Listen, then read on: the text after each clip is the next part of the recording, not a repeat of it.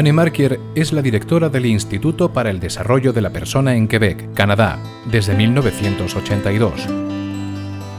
Después de 30 años dedicados a elevar la conciencia de las personas y a potenciar la transformación interior para una nueva conciencia planetaria, se puede decir que ha sido una importante pionera en estas disciplinas.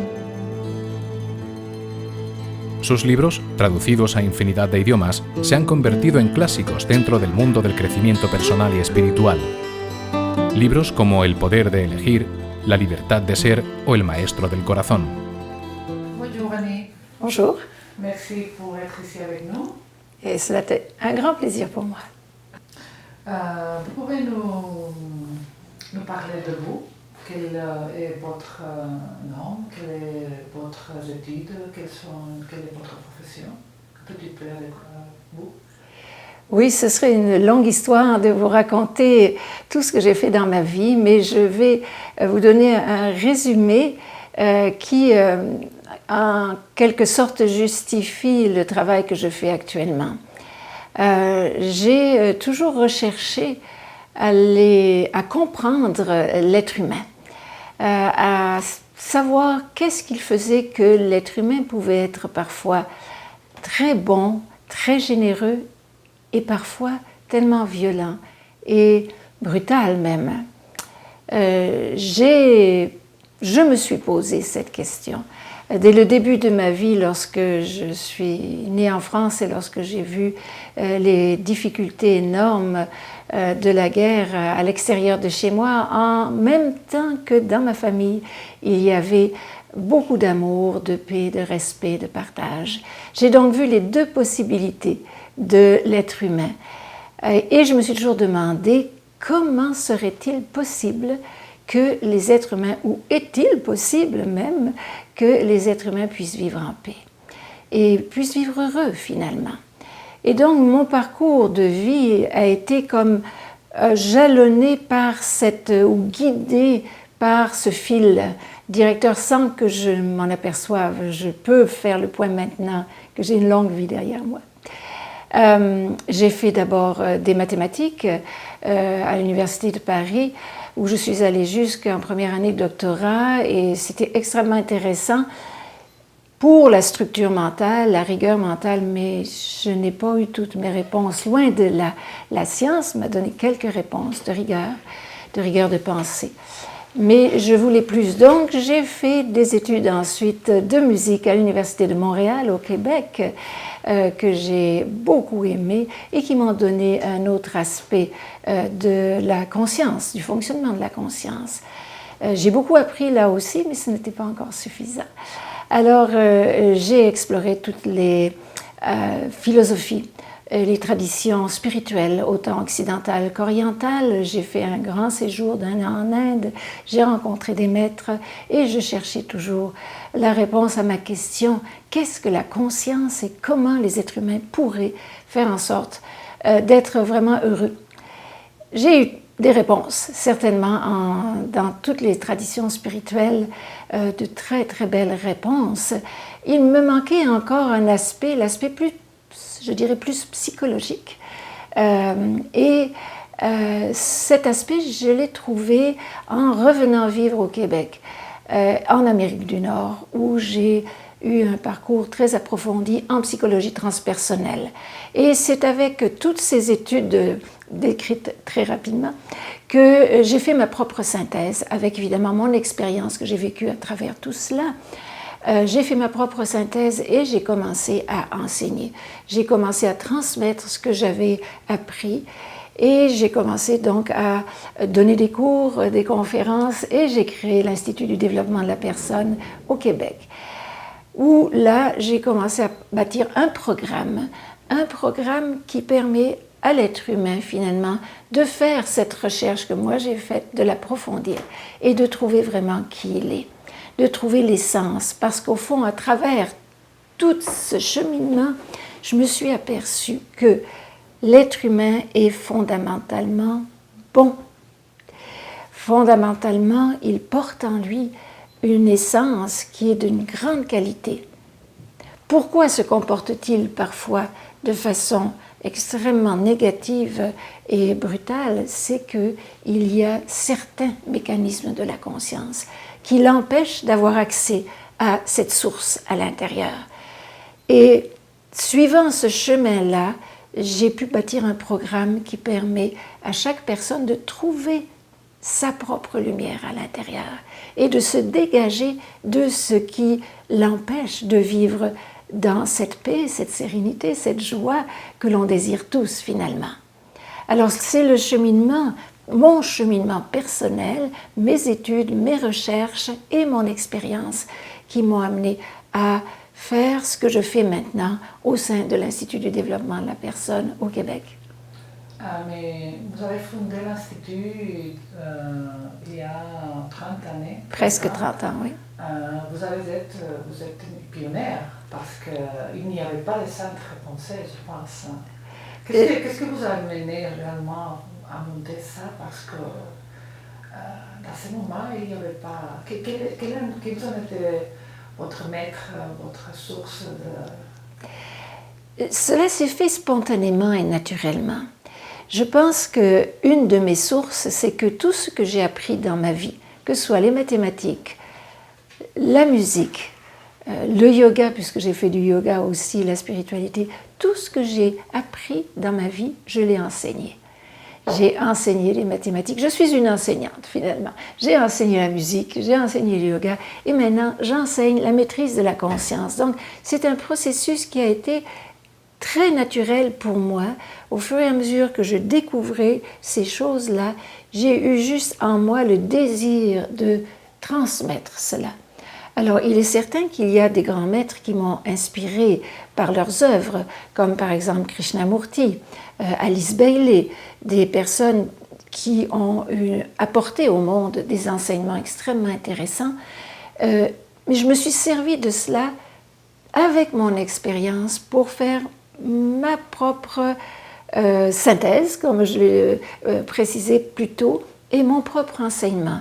Donc, je n'ai pas suivi une ligne tracée d'avance, et c'est en ce sens que, effectivement, oui, je reconnais que je suis une pionnière, même maintenant où tout cela est bien connu, mais où je découvre des chemins nouveaux. Alors oui, je suis une pionnière, mais cela s'est fait sans que je me pose de questions. Pourquoi? Je l'ai fait parce que du plus profond de moi, il y avait quelque chose qui m'amenait à vouloir partager ces connaissances et cette expérience que j'avais eue. Et en la partageant, je me suis aperçue que cela apportait beaucoup de bien aux gens autour de moi. Alors, puisque ça faisait du bien, j'ai continué. Et comme j'ai continué, cela a grandi, mais très organiquement, très naturellement. Je n'ai jamais forcé les choses de quelque façon que ce soit. Vous voulez décrire vraiment les matières qu'on enseigne ici à l'Institut? Un petit peu parce que je sais qu'il y a beaucoup de choses, mais le plus important peut-être, le plus fondamental. Le plus fondamental, en fait, je l'ai décrit dans mes livres en ce qui concerne l'enseignement. Il est évident que cet enseignement que je donne, à un moment donné, j'ai eu le besoin et on m'a demandé de l'écrire, de le mettre sous forme de livre. Et c'est ce que j'ai fait. Donc, les bases de l'enseignement sont, au niveau de l'enseignement en tant que tel, la connaissance des mécanismes de la conscience. Car on nous a déjà dit il y a très longtemps, c'était écrit au-dessus de la porte du temple initiatique de Delphes, « Homme, connais-toi toi-même et tu connaîtras l'univers et les dieux ». Et ça, c'est le fond de la recherche de l'être humain, la connaissance de soi, mais pas seulement une connaissance psychologique de surface, une connaissance en profondeur. Et c'est ce que j'offre dans mon enseignement, une connaissance aux 3 niveaux de conscience. L'aspect conscient de l'être humain, l'aspect inconscient et l'aspect supraconscient. Et lorsqu'on étudie et que l'on apprend à connaître, sentir, reconnaître en soi ces 3 aspects-là, on a infiniment plus de maîtrise. Alors c'est sûr que je me suis appuyée sur beaucoup d'enseignements pour arriver à sortir les différents éléments qui décrivaient les mécanismes de la conscience. Ce n'est pas si difficile, ce n'est pas si mystérieux d'ailleurs. Des fois, on pense que cela va être compliqué. Ça ne l'est pas du tout. En tout cas, je l'ai fait simple pour que ce soit accessible à toute personne de bonne volonté qui est ouverte et qui est intéressée à se connaître. Et cette connaissance de soi, à tous les niveaux, nous amène la maîtrise. Un petit peu comme si on connaît comment fonctionne une auto, on va pouvoir la conduire avec sécurité sur la route. Mais si on nous donne une auto et qu'on ne sait pas comment la conduire, on va faire beaucoup d'accidents. Et c'est la même chose pour notre être. Si on ne se connaît pas soi-même, on fait beaucoup d'accidents dans notre vie. C'est-à-dire, on crée des situations difficiles, on vit des choses que l'on ne veut pas vivre et on ne sait pas pourquoi ces choses-là nous arrivent. Alors que si on se connaît soi-même et qu'on a fait un travail aussi intérieur de dégagement, à ce moment-là, on arrive à avoir la maîtrise de soi. Et la maîtrise de soi, c'est avoir la liberté, avoir le pouvoir, la joie, tout ce que l'on recherche. Mais ce n'est pas seulement un enseignement, c'est aussi une expérience qu'il faut avoir. Donc l'enseignement est donné à travers mes livres, la connaissance, la compréhension, extrêmement utile. Mais dans le programme, il y a aussi l'autre aspect qui est l'aspect expérience de cette connaissance, une expérience profonde, directe. Et ça nous donne une maîtrise beaucoup plus grande. Très facile. C'est facile à décrire, mais cela demande évidemment un travail intérieur, cela demande de la pratique, cela demande de la persévérance, mais cela se fait. C'est actuellement en 2011 et les années suivantes qui s'en viennent, l'être humain est prêt. L'être humain est définitivement prêt pour faire ce grand plongeon à l'intérieur de lui-même, autant dans ses racines profondes que dans ses dimensions les plus élevées. Et c'est les deux aspects qui sont importants à travailler ensemble, pas seulement aspect conscient, ni inconscient, ni supraconscient séparés, mais les trois ensemble. Et quand on met vraiment les trois ensemble, on obtient des résultats extraordinaires et rapides. Votre journée sera la vôtre, ce sera votre expérience, et vous allez regarder qu'est-ce qui se passe. En el Instituto para el Desarrollo de la Persona se imparten diferentes talleres y seminarios. El más importante y concurrido es Le Ville du Soi, o Despertar y Manifestación del Ser, que se imparte diversas veces al año y es la puerta de entrada a otras formaciones más avanzadas como Renacimiento, que usa el poder sanador de la respiración. Libertad, para descubrir la belleza y la libertad del momento presente. Poder, Tierra Mágica, Meditación y Cuerpos de Luz, Helios y un largo etcétera. Avec votre livre Le pouvoir de choisir, que ça a été un petit best-seller dans la littérature spirituelle, vous avez donné naissance au mode victimite. Oui. Est-ce que vous pouvez expliquer un peu ça? Qu'est-ce que c'est la victimite? La victimite est quelque chose qui est bien connu. Ce n'est pas quelque chose de mystérieux, c'est quelque chose avec lequel on doit se battre souvent intérieurement. C'est simplement un état d'esprit.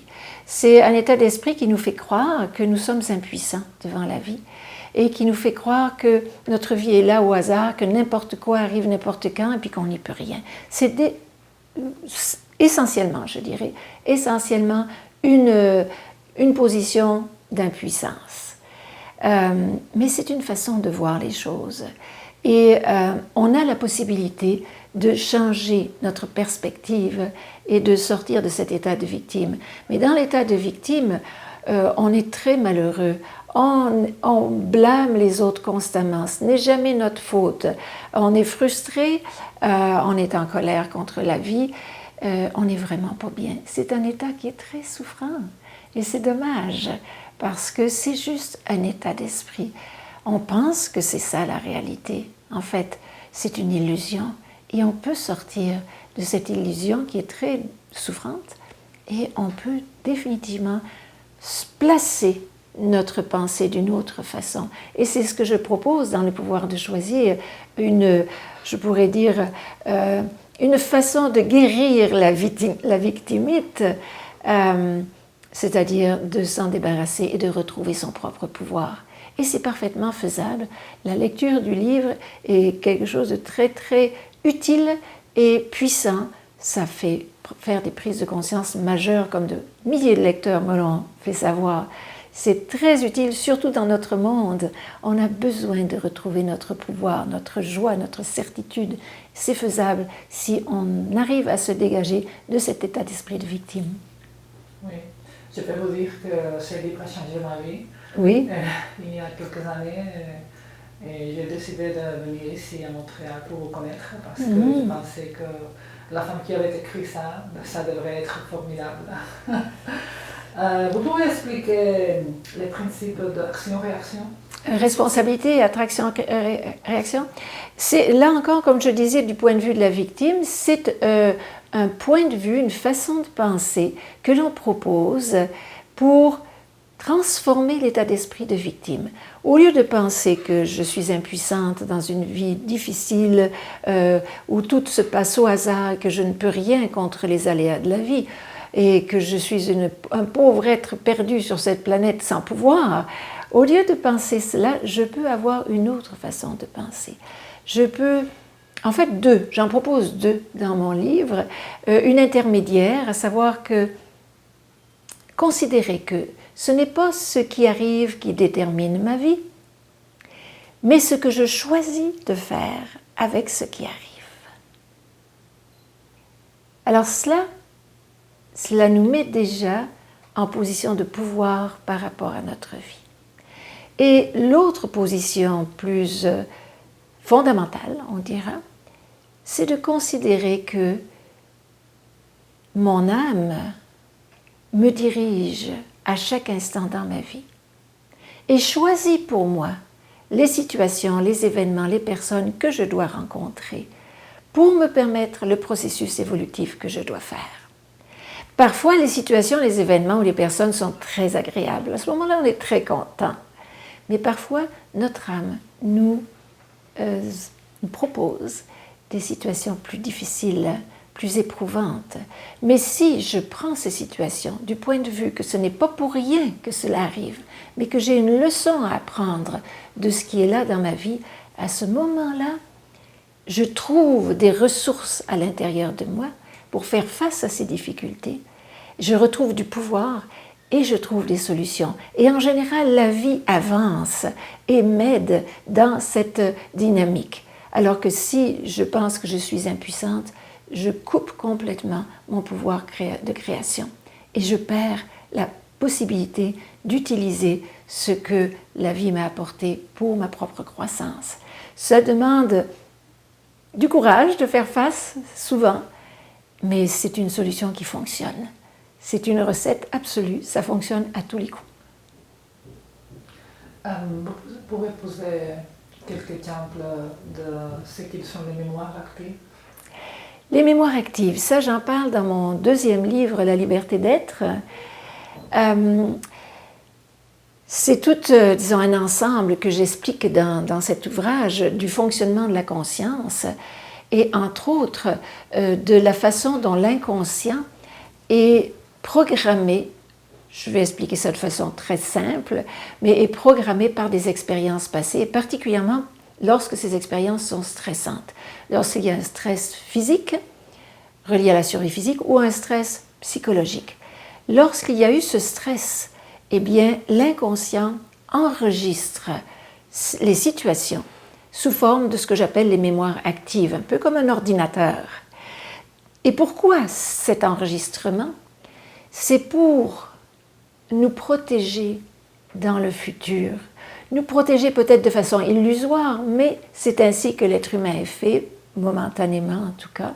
C'est un système de défense pour nous protéger dans le futur s'il y avait d'autres situations du même genre qui se présentent.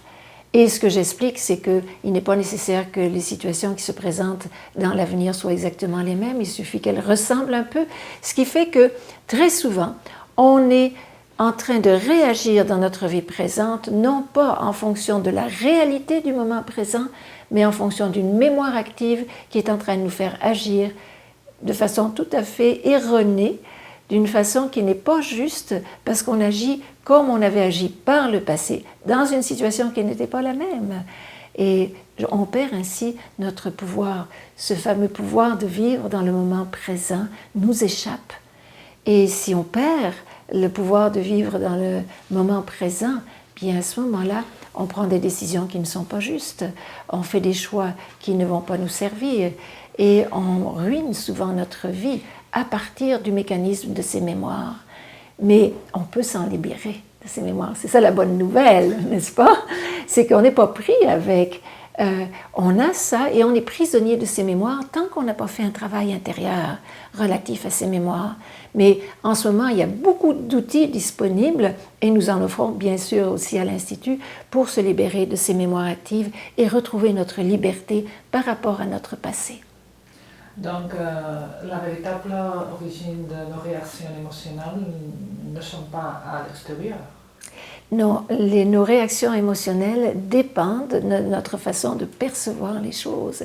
Et notre façon de percevoir les choses dépend des charges que l'on porte à l'intérieur de nous, issues du passé. Certaines réactions émotionnelles proviennent directement de notre âme, elles sont excellentes. Et en général, ce sont des émotions positives, bénéfiques pour soi et pour toutes.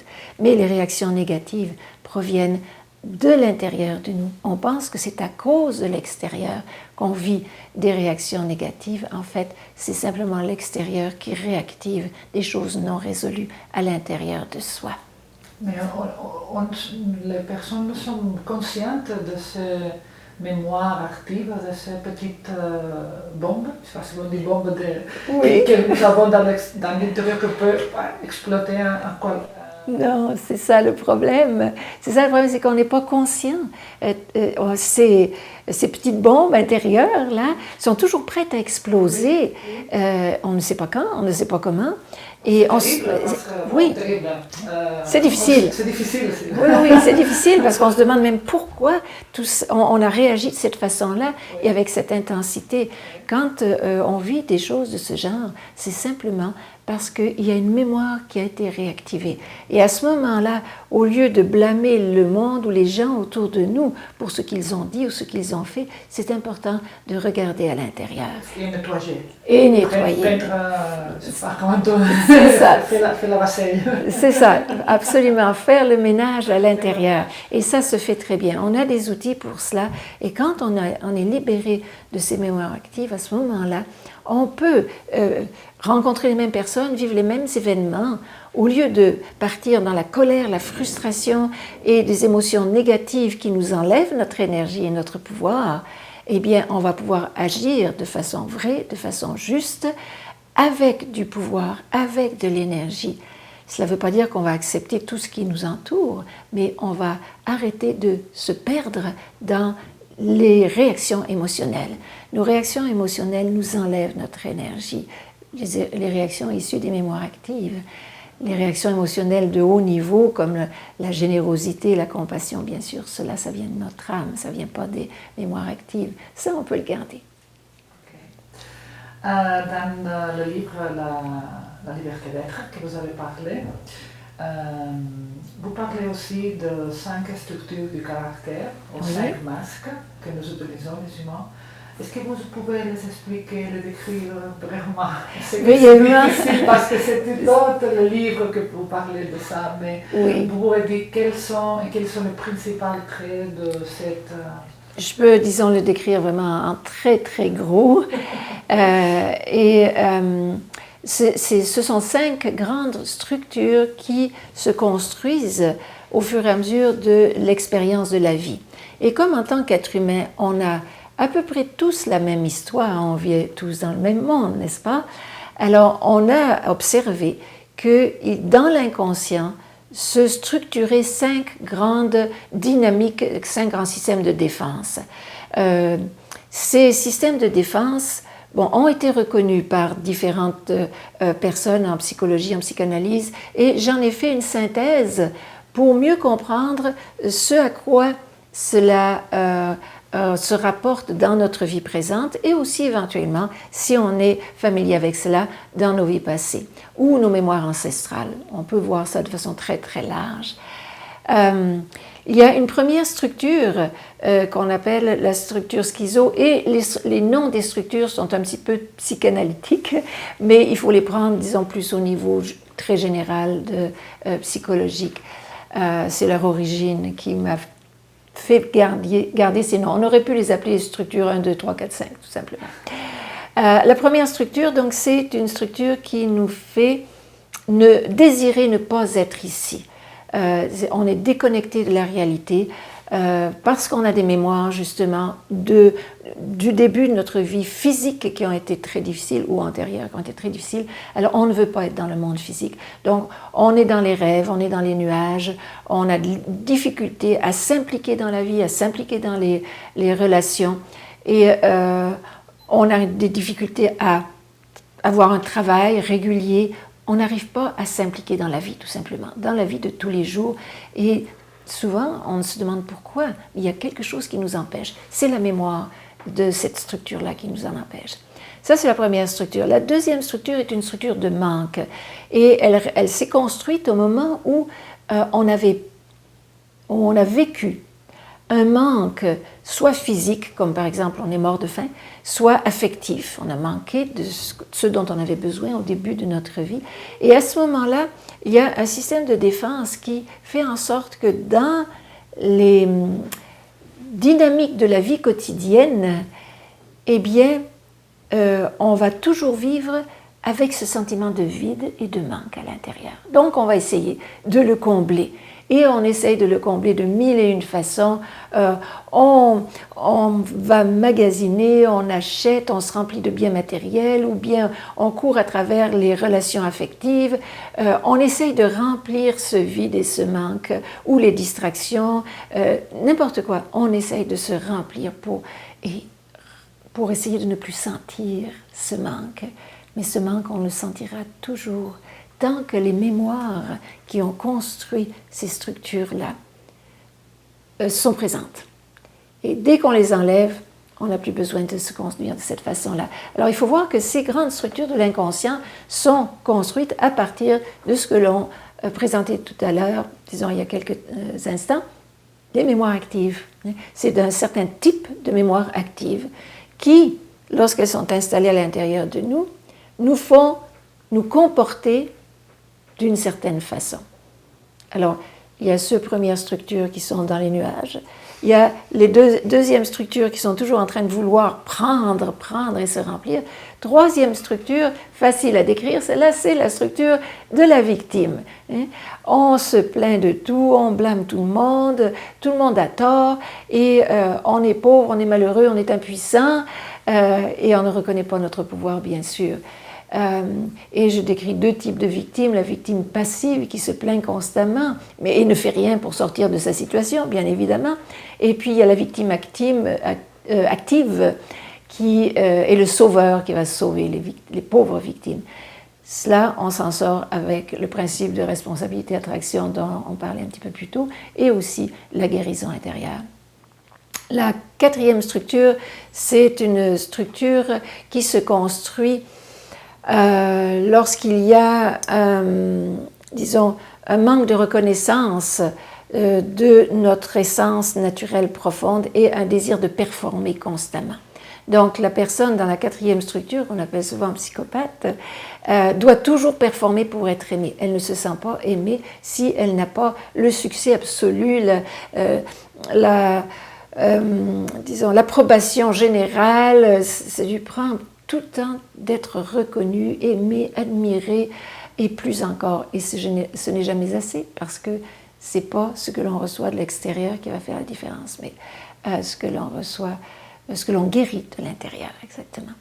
Alors ça, c'est la structure psychopathe qui paraît, qui brille. On ne peut pas manquer cette personne dans une réunion, on l'entend, on la voit. Il faut, pour cette personne-là, être vue et reconnue. Et je passe très rapidement, la cinquième structure, c'est la structure qu'on appelle rigide, où on a eu une grande blessure affective dans le passé. Et à ce moment-là, on a décidé de se fermer au niveau émotionnel, ne plus rien sentir. À ce moment-là, on fonctionne uniquement avec notre tête. Le cœur est fermé. Et cela donne des personnes très froides qui calculent, qui comptent et qui ont de grandes difficultés à entrer en relation, mais qui essayent de tout contrôler, par exemple. C'est le contrôle dans cette structure-là. Donc, ces 5 grandes structures de défense, et on ne peut pas blâmer personne d'avoir ces structures. C'est bien important de reconnaître que si l'on est pris dans ces structures, c'est pas parce qu'on n'est pas bon ou pas correct. C'est simplement parce qu'il y a eu de la souffrance et qu'on a pu gérer cette souffrance simplement qu'en construisant un système de défense. Mais maintenant, ces systèmes de défense dans notre vie, ils nous étouffent. Alors, à un moment donné, on a le désir de se libérer de ces systèmes de défense. Et pour cela, il faut aller faire un travail de guérison en profondeur dans l'inconscient. C'est vraiment possible de se libérer de la masque? Oui, c'est tout à fait possible de se libérer. Tout mon programme, disons, une grosse partie de mon programme est consacrée à cela, le travail de guérison du passé. Donc, on ne va pas directement se libérer d'un masque, on va faire la guérison des souffrances issues du passé. Et quand on se guérit des souffrances issues du passé, naturellement, les masques tombent, on n'en a plus besoin. Et le travail à faire, c'est différent pour chaque masque ou c'est le même travail pour tout le monde? En essence, c'est le même travail. Il faut aller défaire les mémoires. Mais de façon plus précise, chaque structure a des points faibles à travailler. Mais aussi, chaque structure a des points forts qui émergent naturellement quand la faiblesse a été dégagée. Et c'est ça qui est intéressant aussi. On n'est pas juste pris dans ces structures. Ces structures sont des réservoirs d'énergie. Et si on dégage les souffrances qui ont construit ces structures, à ce moment-là, on retrouve les qualités de la structure. Et moi, je suis témoin de cela, disons, constamment avec le travail de mes participants. Ça serait la lumière intérieure? Oui, sorte. Absolument. La lumière intérieure émerge naturellement et avec des qualités particulières pour chaque personne. Vous le voyez souvent? Vous le voyez souvent dans votre... Oui, je suis témoin constamment de cette émergence de la lumière et ce n'est pas une émergence philosophique, c'est vraiment une émergence dans la beauté de la personne, toutes ces qualités qui se manifestent spontanément, sans même que la personne s'en aperçoive, parce que ces qualités étaient là, mais elles étaient bloquées par le système de défense. D'accord. Vous parlez beaucoup de la vocation de service. Qu'est-ce que c'est le service et à quoi sert? Pourquoi c'est important? Le service, en fait, c'est, je le dis souvent, comme la respiration de notre âme. Notre âme est là pour apporter une contribution dans le monde. Notre âme, ou ce que l'on est au niveau de notre âme, parce que notre âme, c'est notre essence, c'est ce que l'on est vraiment, bien, notre essence, elle est complète en tant que telle.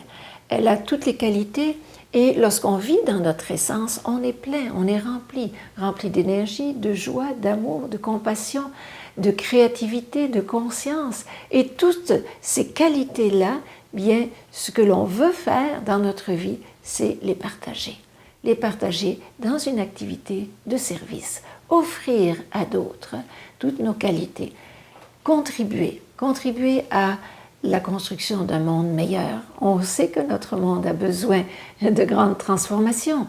Alors, quand on vit au niveau de notre essence, on n'a pas besoin de se forcer, cela vient naturellement, on a juste le goût de partager notre richesse intérieure avec d'autres. Et on le fait à travers une activité de service, qui peut être n'importe quoi. Je le dis souvent, on n'a pas besoin d'être Mère Teresa pour servir. On peut être un professeur, on peut être un avocat, on peut être un homme d'affaires, on peut être une mère de famille, on peut être un boulanger. on peut servir exactement là où on est. C'est un état de conscience. Le service est un état de conscience supérieur. Et l'amour inconditionnel? Et l'amour inconditionnel, bien sûr, c'est quelque chose qui émerge naturellement lorsque notre essence est dégagée, lorsqu'on libère notre essence de toutes ces vieilles choses du passé que l'on porte en soi. Eh bien, une des grandes qualités qui émerge, c'est l'amour inconditionnel. Non plus l'amour conditionnel disons, de nos mécanismes de l'ego, je t'aime si tu m'aimes, n'est-ce pas? Ou des choses de ce genre, mais un amour généreux, inconditionnel, qui est juste là pour être partagé et qui ne demande rien, qui n'attend rien, qui donne simplement et qui est heureux de donner. Il y a des personnes qui disent que l'amour inconditionnel, c'est pas autre chose que l'acceptation totale. Oui, tout à fait, cela commence avec cela. L'acceptation totale de chaque personne, de chaque chose telle qu'elles sont, chaque chose telle qu'elle est. Oui, c'est la base, disons. Sans acceptation, il n'y a pas d'amour. Vous comparez souvent notre cause avec une machine qu'elle nous a donné sans ce livre d'instruction. Oui. Est-ce que vous pouvez parler un peu de ça, de cette machine? La machine, l'ego machine. L'ego machine, c'est quelque chose qui a été reconnu depuis longtemps en disant c'est simplement notre ensemble physique, émotionnel et mental, un ensemble de mécanismes qui, en eux-mêmes, n'ont pas la connaissance. Notre structure mentale a certaines connaissances, mais extrêmement limitées. Et notre essence est là pour utiliser notre ego, cette machine extraordinaire qui est notre ego, pour exprimer sa volonté dans le monde. Parce que si on y pense bien, on a un corps physique, on a des émotions, on a des pensées. Mais qui a ça? Qui a ça? Qui a ça? Alors, depuis des millénaires, toutes les traditions ont reconnu que nous sommes une essence profonde qui possède un instrument qui s'appelle l'ego, fait de pensées, d'émotions et d'énergie physique. Alors ça, c'est un instrument. Un instrument, c'est une machine. Le problème, c'est que lorsqu'on n'est pas en contact avec notre essence, c'est la machine qui conduit notre vie. C'est un petit peu comme si on monte dans une auto, puis c'est l'auto qui dirige notre voyage. On se doute que le voyage ne va pas être très agréable. On va vite aller dans le fossé. Et c'est ce qui se passe dans nos vies. On souffre souvent. Tandis que si on reconnaît qu'on possède ce véhicule et qu'on devient conscient du conducteur, à savoir notre essence, à ce moment-là, on maîtrise cette machine extraordinaire qui est faite de pensées, d'émotions et d'un corps physique. On peut faire en sorte que cette machine de l'ego soit sourcée par la lumière de notre âme et serve l'intention de coopération et de création de notre âme dans le monde. L'ego, c'est une chose qu'on parle souvent dans toute la discipline. Comment définissez-vous l'ego? Il faut le battre, il faut le comprendre, il faut le tuer. Qu'est-ce que nous devons faire avec l'ego? Ah, bien, c'est très simple. Hein, vu que nous venons de le définir, l'ego, c'est donc notre ensemble physique, émotionnel et mental. On ne peut pas tuer l'ego, c'est notre instrument. C'est un peu comme un musicien, un pianiste qui veut jouer du piano. Et si son piano n'est pas bien accordé, il ne va pas détruire le piano. Qu'est-ce qu'il va faire? Il va le réaccorder, il va le réparer pour pouvoir jouer de la belle musique. Notre âme est un peu comme le pianiste. Elle a besoin d'un instrument qui est corps physique, émotionnel et mental pour exprimer son intention dans le monde. Donc, il n'est pas question de tuer l'ego, il n'est pas question de le supprimer, il est question de le dégager, de le réparer et de l'aligner avec la volonté de notre âme. Et à ce moment-là, notre ego est extrêmement utile, c'est notre instrument. Comme un instrument de musique est utile aux musiciens, indispensable. Notre ego est indispensable à notre âme pour que notre âme puisse apporter sa lumière, son amour, sa créativité, sa conscience dans le monde. On a besoin de cet instrument. Mais le problème, pourquoi souvent on s'est battu contre l'ego, c'est parce que l'ego prenait les commandes et n'écoutait pas les directives de notre âme. À ce moment-là, si l'ego fonctionne tout seul, là, on a des difficultés, effectivement, parce que l'ego a un ensemble de mécanismes qui sont contradictoires avec la volonté de notre âme. Alors, c'est pour ça que souvent on s'est battu contre l'ego. Mais ce qu'il est nécessaire de faire, c'est de comprendre, justement, c'est ce à quoi je m'efforce depuis des années, comprendre cette structure de l'ego et la réparer, l'assouplir, l'aligner, la guérir, parce qu'il y a beaucoup de souffrances qui sont prises dans notre ego. Et une fois que tout ça est fait, notre ego est disponible et notre âme peut s'en servir. Vous pouvez définir qu'est-ce que c'est l'abondance? Ah, l'abondance. L'abondance est quelque chose qui a souvent été mal comprise. J'ai une façon bien particulière de définir l'abondance au niveau de l'âme, justement, au niveau de notre conscience supérieure. L'abondance dans la conscience inférieure, au niveau de l'ego, c'est simplement une accumulation de biens matériels et qui se fait à partir des structures de l'inconscient, à partir de la peur du manque, etc., ou à partir de l'orgueil, donc des structures qui sont peu intéressantes. C'est pas de cette abondance que l'on parle. De mon point de vue, en tout cas, lorsqu'on parle de l'abondance au niveau de l'âme, on parle de cette capacité que l'on a de créer ou d'attirer à soi ce dont on a besoin, quand on en a besoin, pour pouvoir manifester les désirs de notre âme. Cela veut dire que si on est vraiment en connexion avec notre âme, notre essence profonde, bien, et que l'on sent son intention, et si on est bien aligné avec elle, notre âme nous donne comme une baguette magique pour attirer à nous exactement ce qu'on a besoin. Et c'est ce qui explique souvent qu'il y a des coïncidences dans notre vie, des synchronicités. Ça, c'est parce qu'on est en contact avec notre âme et que notre âme, tout de suite, nous donne un peu de magie dans notre vie. Chaque fois qu'il y a de la magie dans notre vie, c'est parce qu'on était aligné avec, des fois sans le savoir, avec l'intention de notre âme. Mais on peut cultiver cela. On peut cultiver cette capacité de connecter avec la présence, cette présence intérieure. Et à ce moment-là, ce que l'on va créer, cela va se faire très facilement. Mais on ne créera pas d'abondance au niveau de l'ego. Ce sera une abondance naturelle, magique, qui nous servira à participer, à contribuer, à aider d'autres êtres humains. Ce ne sera pas une abondance pour notre petit ego personnel, mais c'est une abondance qui va nous rendre profondément heureux. Comment est-ce que nous pouvons d'éviter de juger, vous dites? Juger les autres personnes. Comment éviter de juger? Éviter de juger? Je pourrais faire une réponse très simple, mais je vais dire d'abord pourquoi les jugements, pour expliquer ma réponse, pourquoi les jugements que l'on porte sur les autres sont souvent erronés? Eh bien, tout simplement parce qu'on perçoit les autres à partir du contenu de notre propre conscience.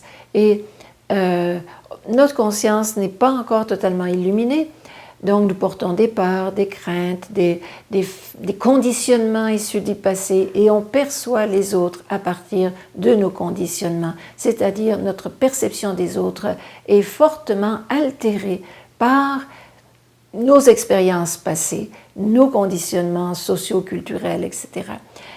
Donc, la façon dont on perçoit les autres n'est pas juste.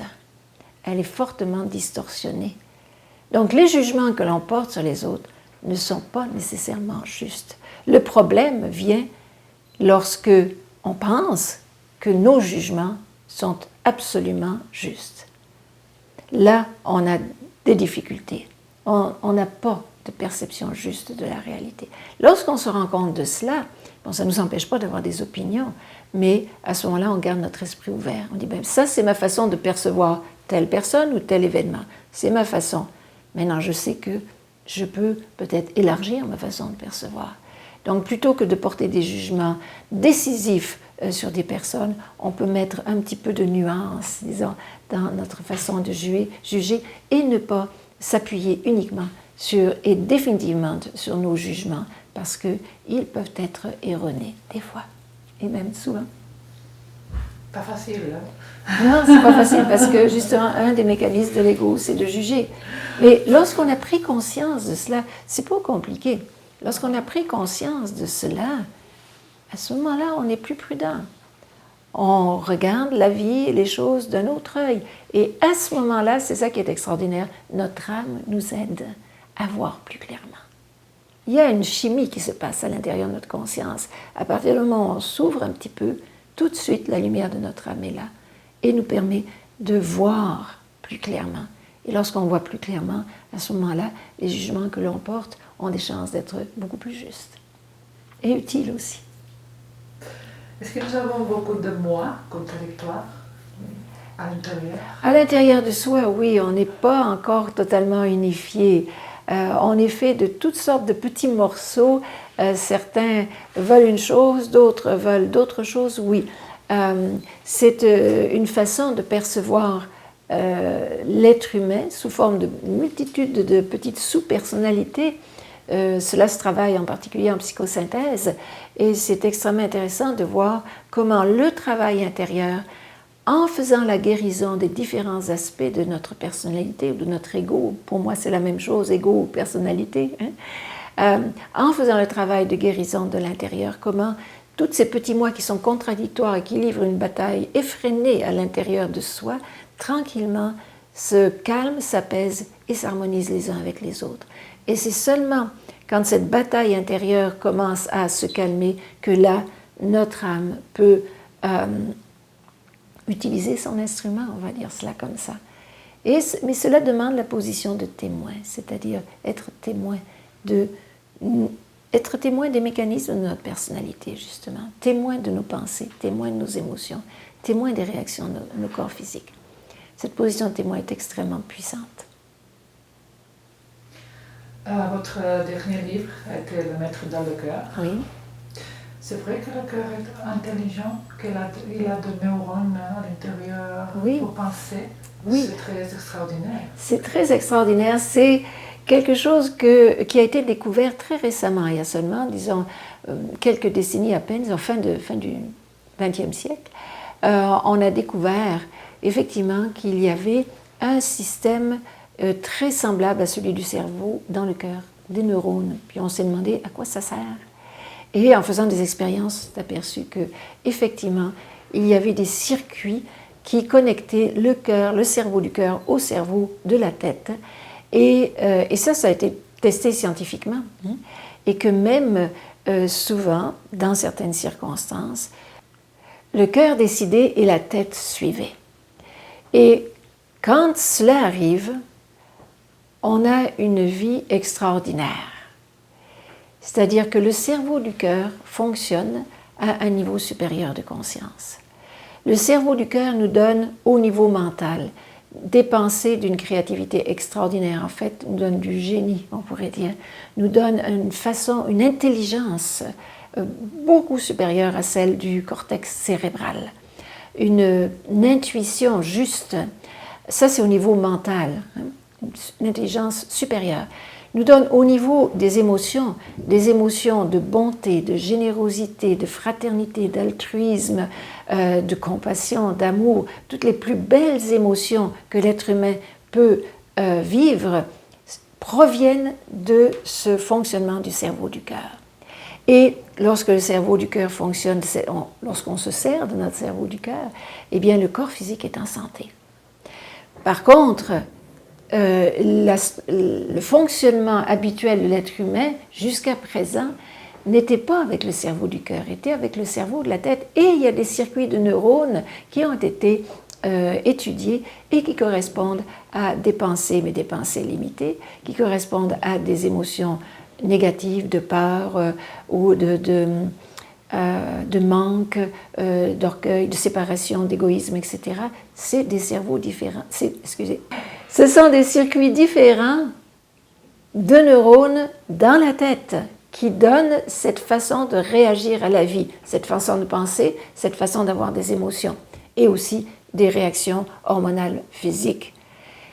On a deux types de conscience. C'est ce qu'on vient de découvrir maintenant et c'est ce que j'explique très précisément dans mon dernier livre, Le Maître dans le cœur. On a accès maintenant à deux types de conscience. La conscience inférieure, habituelle, qui n'est pas catastrophique, mais qui est extrêmement limitée et qui donne le monde que nous avons actuellement, le monde de séparation, de violence et de manque d'amour et de guerre. Et on a aussi un autre aspect de la conscience qui utilise le cerveau du cœur. Et lorsque le cerveau du cœur est utilisé, à ce moment-là, on a l'être humain à son meilleur. C'est très physique, c'est très scientifique et ça correspond à ce que tous les grands maîtres de la sagesse nous ont enseigné depuis des millénaires. Alors la science et les traditions spirituelles maintenant se mettent ensemble pour reconnaître cette dimension supérieure de l'être humain et cette capacité de l'être humain d'agir en fonction de cette dimension supérieure. Et il se trouve que maintenant, les êtres humains sont prêts à utiliser ce cerveau du cœur. C'est pas pour rien que ces découvertes ont été faites. C'est parce qu'un certain nombre d'êtres humains sont prêts. En parlant de la conscience inférieure et supérieure, quand j'ai demandé à beaucoup de gens quelles questions vous poserez, si vous pouvez vous demander quelque chose, vous avez quelques questions à Anima. Et il y a beaucoup de gens qui m'ont dit qu'elle nous donne des outils pour se maintenir dans la conscience supérieure, des outils pour le quotidien, pour chaque jour. Qu'est-ce que nous pouvons faire chaque jour dans notre vie ordinaire pour nous maintenir quelque chose de facile, pour faire quelques conseils. Oui. Je peux donner quelques conseils. En fait, j'ai consacré toute la troisième partie de mon livre, Le Maître dans le cœur, pour justement expliquer comment cultiver notre jardin, c'est-à-dire faire fleurir les 1000 fleurs de notre âme. Donc c'est quand même assez complet.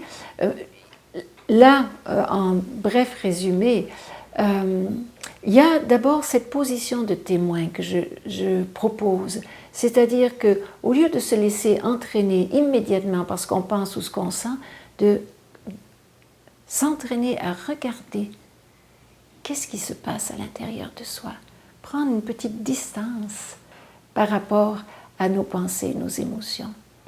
Et simplement en prenant cette distance, on commence déjà à donner un petit peu d'espace à notre âme. Alors ça, c'est un travail, disons, qu'on approfondit bien sûr, disons, dans nos sessions, mais ça peut se faire au quotidien quand même, d'être conscient que l'on a ses pensées et ses émotions au lieu de se laisser emporter tout de suite par ce qu'on pense ou ce qu'on sent. Prendre la position de témoin. Ensuite, bien sûr, faire le silence à l'intérieur de temps en temps. Méditer, la méditation a été recommandée depuis des millénaires. Et c'est toujours bon, disons, prendre le temps de faire le silence à l'intérieur, arrêter nos pensées autant que c'est possible. Et toutes les techniques sont bonnes. Ce n'est pas la technique en soi, c'est vraiment la pratique qui compte. C'est prendre du temps pour notre âme à tous les jours. Aussi, ce que je suggère souvent, entrer en contact avec la nature. La nature nous donne l'exemple de la beauté, de l'harmonie, du silence aussi. Faire de grandes marches dans une forêt au bord de la mer. Entrer en contact avec les éléments de la nature. C'est quelque chose qui nous ressource à l'intérieur. Aussi la musique, mais la bonne musique. Choisir des musiques qui élèvent notre âme. Et l'art en général. L'art, la beauté, nous met en contact avec notre âme parce que notre âme est faite de beauté. Et les grands artistes sont en contact avec leur âme. Donc lorsqu'on écoute ou l'on regarde leurs œuvres, cela nous met en contact aussi avec notre âme. Aussi être près des enfants. Les enfants sont proches de leur âme. Et jouer avec eux, les écouter, être au diapason avec eux, ça nous met en contact aussi avec notre âme. Ce sont des choses très simples, mais qui dans le quotidien, nous rappelle qu'on n'est pas juste cette tête bourrée de soucis et de préoccupations et de projets, mais qu'on a aussi quelque chose de plus tranquille à l'intérieur. Des fois, cultiver un jardin, cultiver la terre, ça, si on peut le faire, c'est excellent. C'est très simple aussi. Avoir des fleurs. Les fleurs sont, disons, les beautés de la nature. Tout cela, ça nous crée un environnement facile. Disons, je donne des outils très, très simples, disons, du quotidien. Ça n'empêche pas qu'il faut faire aussi un travail intérieur de guérison en profondeur, mais pour le quotidien, évidemment, des bonnes lectures. Parce que les bonnes lectures entretiennent notre mental à un niveau supérieur. Et notre mental, il a besoin de se nourrir. Alors, soit on le nourrit de choses émotionnellement très agitées, comme des programmes de télévision ou des journaux, des choses qui sont à vibration très basse, ça ne nous aide pas. Ou bien on le nourrit avec des choses à vibration plus haute, des bons livres, des bonnes émissions de télévision, mais bien choisies, qui nous inspirent. Trouver des choses qui nous inspirent finalement, des gens aussi autour de nous. Il y a des personnes qui sont supportantes, puis d'autres qui nous dépriment. Choisir nos amis. Oui, c'est vraiment, au fond, globalement parlant, c'est prendre soin de notre propre taux vibratoire. Il y a des personnes, des événements, des situations, des choses qui élèvent notre taux vibratoire, qui nous inspirent, qui nous font du bien, qui nous font sentir bien. Bien cultiver cela. Et puis, ceux qu'on sent qui nous dépriment ou nous agitent intérieurement, bien s'arranger pour mettre ça le plus possible de côté. Ça, déjà, c'est une bonne façon d'organiser notre vie. Et on trouve des moyens. Il y a beaucoup de moyens, disons, simples, pour faire des choses inspirantes. Et quand on est inspiré, c'est que notre âme est là. Oui, il y a beaucoup de choses, c'est bien. Oui, tout à fait, tout à fait. Qu'est-ce que c'est Dieu pour vous? Dieu a été une représentation symbolique, je pense pour moi, d'une grande conscience universelle, mais que les êtres humains n'arrivaient pas à définir exactement, précisément. Alors on l'a appelé Dieu et on lui a donné des prérogatives un petit peu humaines. Mais maintenant, on dirait que Dieu s'élargit et devient beaucoup plus universel, beaucoup plus souple, je dirais beaucoup plus adapté à notre conscience actuelle. Donc, Dieu n'est pas quelque chose ou quelqu'un de placé sur un nuage quelque part qui regarde les péchés que nous faisons, pauvres êtres humains, mais c'est plutôt une grande conscience universelle dont nous faisons partie. Et cette conscience universelle est à l'extérieur de nous, mais elle est aussi à l'intérieur de nous. Puisqu'on sait que nous sommes tous un, nous faisons tous partie du grand champ d'énergie quantique, en physique on appelle ça comme ça. Et cette grande conscience, intelligence, bon, Dieu on le sait, on nous l'a dit, tout amour, bon, c'est ça, cette grande conscience qui est universelle, qui est tout amour, toute intelligence, toute beauté, toute création, cette grande conscience, pendant un certain temps on l'a appelé Dieu, c'est une façon de l'appeler Dieu, bon c'est correct, c'est pas faux, mais là maintenant on la voit peut-être d'une façon plus large, au-delà des dogmes, au-delà des systèmes de croyances.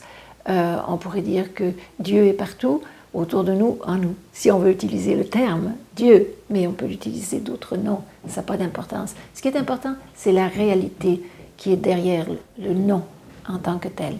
Et cette réalité, on est en train de la découvrir de plus en plus, comme faisant partie de notre vie.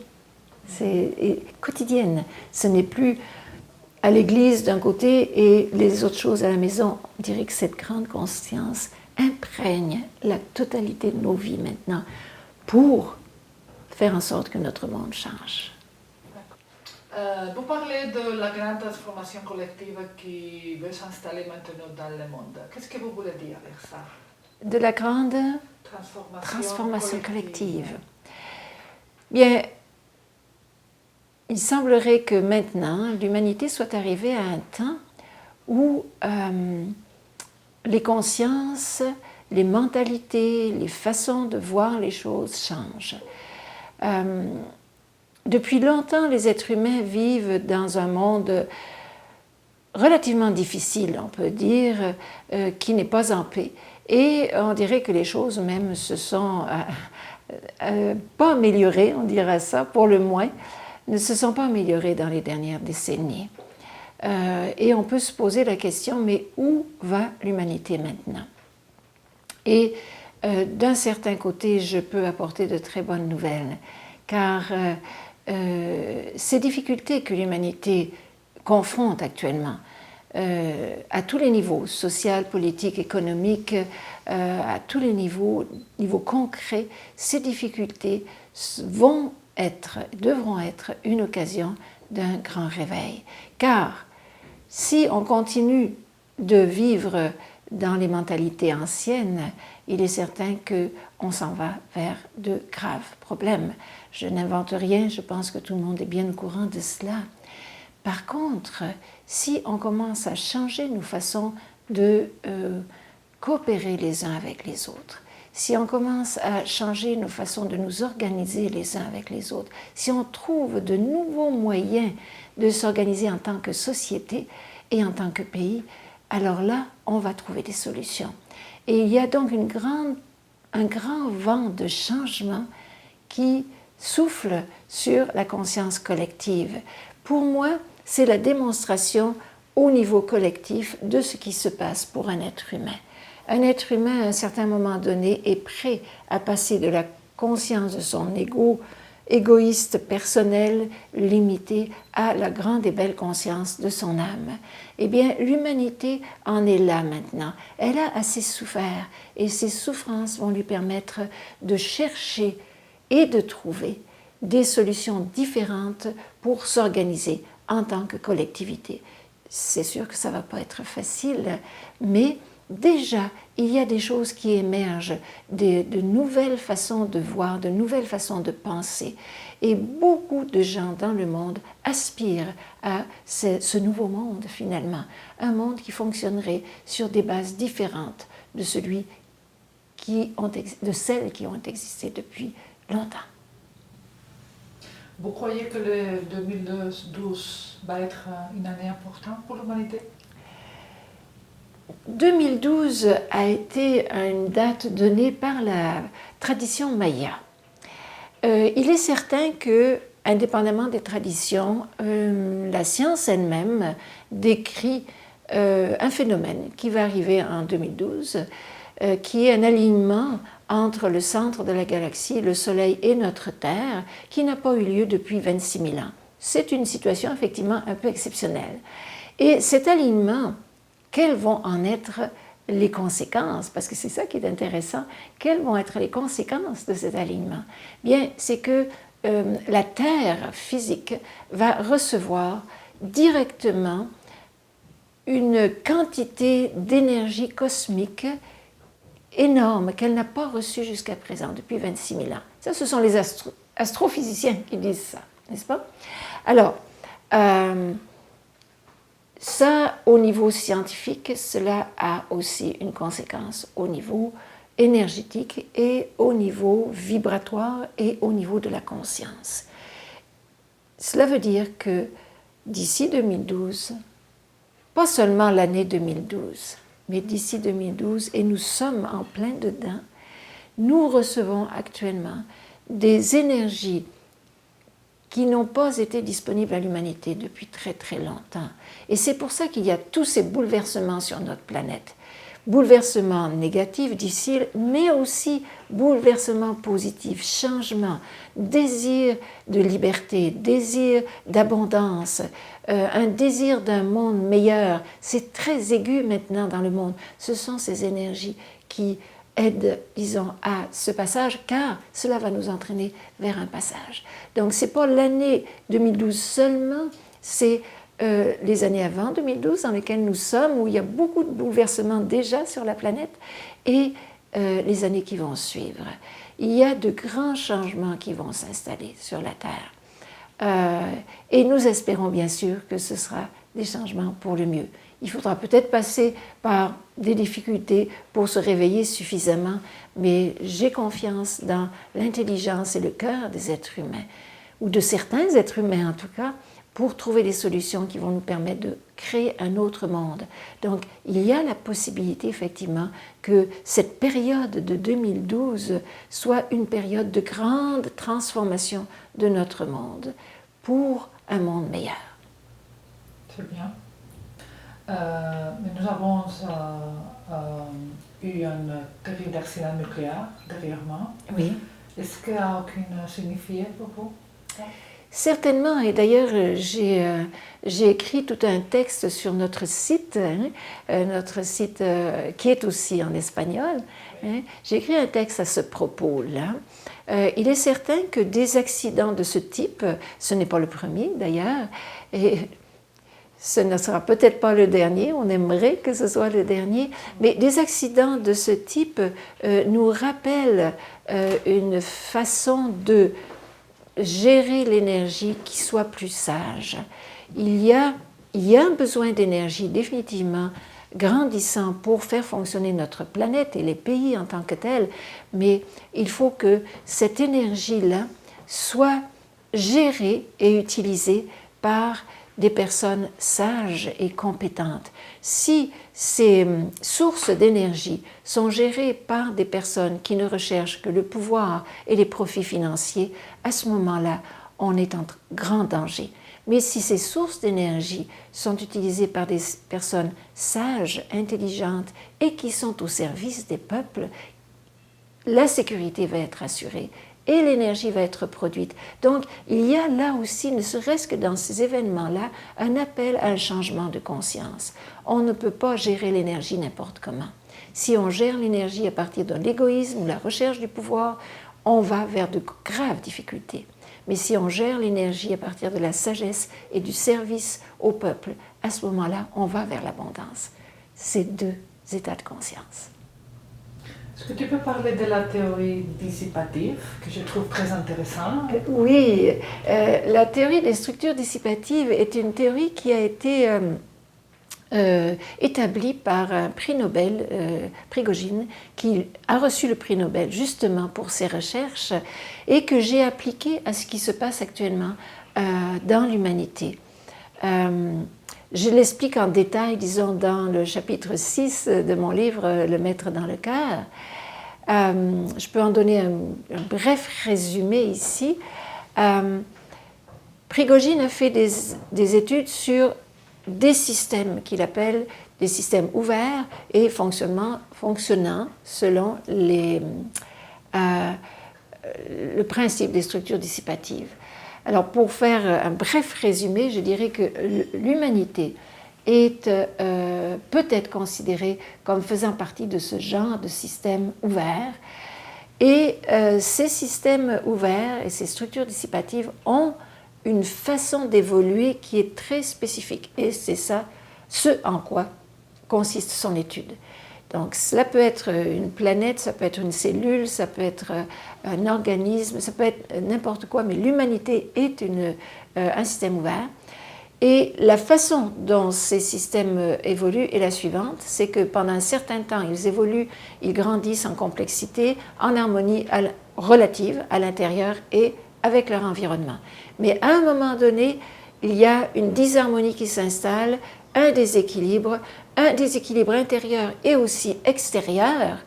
Et à ce moment-là, le système est en position vulnérable. Il arrive à un état de chaos. Et là, arrive un point de bifurcation. Et c'est ça qui est intéressant, c'est que à ce point de bifurcation, le système a seulement deux possibilités. Soit il se détruit lui-même et disparaît dans l'environnement, ou bien, deuxième possibilité, il se restructure, mais complètement différemment, à partir de lois complètement différentes de celles qu'il utilisait précédemment. Alors, et à ce moment-là, il continue et il se recrée et il évolue. Et l'humanité est exactement là en ce moment, au point de bifurcation. C'est-à-dire qu'on est dans un état de chaos, on s'entend bien sur la Terre actuellement, ce n'est pas la paix totale, n'est-ce pas? Donc, il y a un chaos général, on est là et on a deux possibilités. Soit de s'autodétruire. Effectivement, on a tout ce qu'il faut pour s'autodétruire au niveau atomique, au niveau écologique. On peut avoir cette position-là, cette possibilité qui se réalise, mais on a aussi la possibilité de se recréer, c'est-à-dire de restructurer notre système humain, disons, différemment, restructurer toutes nos sociétés, nos gouvernements, notre organisation planétaire, mais il va falloir que ce soit à partir de principes complètement différents. Et ce que j'apporte dans le Maître dans le cœur, c'est que nous avons aussi ces principes différents. Ils sont entre nos mains. Autant on a la possibilité de s'autodétruire, autant on a aussi la possibilité de se recréer à un niveau supérieur. Mais ce niveau supérieur va reposer sur quoi? Il va reposer sur des valeurs complètement différentes de celles qu'on a eues jusqu'à présent. C'est-à-dire, au lieu que l'on fonctionne dans la peur, dans l'agressivité, dans le manque, la pénurie, la souffrance, le malheur, la séparation, l'égoïsme, etc., l'orgueil et le pouvoir abusif, au lieu qu'on fonctionne à partir de ces valeurs anciennes, eh bien, le nouveau monde qui peut se créer va se créer à partir des valeurs supérieures d'amour, de coopération, de partage, de respect, de fraternité, de compassion, de bonté. Toutes ces belles valeurs, disons, elles existent dans l'esprit humain. Elles sont disponibles et nous n'avons pas le choix. Soit nous passons dans ce monde nouveau basé sur ces valeurs supérieures et à ce moment-là, l'humanité va évoluer et va créer un monde superbe, de beauté, d'abondance, de justice, de liberté. Mais si nous ne faisons pas cela, cela risque de tourner mal. Mais je pense que cela ne tournera pas mal parce qu'il y a beaucoup de personnes déjà qui sont prêtes à vivre à partir de ces valeurs supérieures. Ce n'est pas tout le monde encore, mais tranquillement, de plus en plus de personnes sont intéressées à vivre dans un monde différent. Vous êtes positive à le respect. Oui, oui, oui. Et je travaille pour cela. Pour ça, nous travaillons pour cela. Exactement, nous travaillons pour cela. On met toute notre énergie, et notre amour et notre disponibilité pour aider ce passage dans un monde nouveau. Il faut que nous soyons nombreux pour que ce passage puisse se faire, c'est sûr, mais on peut le faire. Si on est assez nombreux, il va se faire, ce passage. Vous pensez que nous avons déjà la masse critique qu'on nécessite pour ça? Je ne peux pas le dire, j'aimerais pouvoir le dire. La seule chose que l'on peut dire, c'est que plus nous serons nombreux à vivre à partir de ces valeurs du cœur, justement, du cerveau, du cœur, eh bien, plus on a de chances de créer rapidement un nouveau monde, pas seulement pour nous, mais aussi pour nos enfants, nos petits-enfants et nos générations futures. Peut-être qu'il y a des énergies qui nous aident à ces procès parce que dans votre écrit, dans le site de l'Institut par exemple, vous parlez de la grande force de la lumière, vous parlez de le frère des étoiles. Qui sont les frères des étoiles? C'est un nom que l'on a donné, disons. Simplement, ce sont des énergies supérieures. On vit dans un monde d'énergie, on le sait, la science elle-même en parle, et nous vivons à un certain degré de conscience, donc un certain degré d'énergie, et nous sommes entourés d'autres taux vibratoires, des inférieurs bien sûr, mais cela on les évite, mais aussi d'énergie supérieure, très très positive et très bienfaisante. Ce sont ces énergies-là auxquelles nous faisons appel pour nous aider effectivement. Ce sont, on pourrait dire, des consciences supérieures et des forces supérieures. Ce qu'on peut appeler, par exemple, les forces du bien, les forces de l'amour.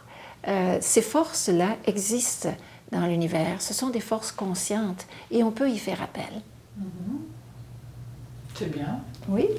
Et quand les humains en évolution, où est-ce que nous allons? Où allons-nous? Ça, c'est une grande question. Où allons-nous? Il y a d'autres mondes, ou d'autres planètes, ou il y a des autres niveaux je ne sais pas. On peut faire beaucoup de philosophie par rapport à cela. Pour moi, je reste simple. Je pense que ce que nous avons à faire en tant qu'humanité, c'est de créer sur cette planète un monde de beauté, d'amour, de liberté, de justice, un monde beau et bon pour tous. Si on arrive à faire cela, à ce moment-là, d'autres choses vont éventuellement se présenter à nous. Mais c'est notre premier travail, c'est de faire le nettoyage de cette planète qui souffre actuellement, autant dans tous les règnes de la nature, autant les humains que le règne végétal, le règne animal et même minéral. Tout cela est en état de disharmonie actuellement. Donc ce que l'on a à faire, c'est vraiment recréer une harmonie sur notre Terre ici, avec l'aide bien sûr d'autres énergies plus élevées que nous. Et si nous arrivons à cela, bien après nous verrons l'étape suivante. Après on parlera. Oui, on verra s'il y a d'autres choses à faire. D'accord. Donc, qu'est-ce que c'est vivre, Annie? Quel est le sens de notre vie? Bien, le sens de notre vie rejoint un petit peu la question précédente. Le sens de notre vie, c'est d'arriver justement à élever notre conscience, se dégager de toutes les limitations de notre ego et arriver à vivre à partir du cerveau qui est dans le cœur, du maître qui est dans le cœur. Arriver à vivre à partir des désirs de notre âme. C'est ça le but. Le but de notre vie, c'est d'arriver à se dégager de toutes les limitations que l'on porte en soi et qui vont nous permettre de vivre dans la lumière de notre âme, mais vivre concrètement dans nos actions quotidiennes, c'est-à-dire que notre présence soit une bénédiction pour tous les gens qui nous entourent, qu'on puisse apporter du bon et du bien autour de nous et se sentir bien à l'intérieur de nous aussi.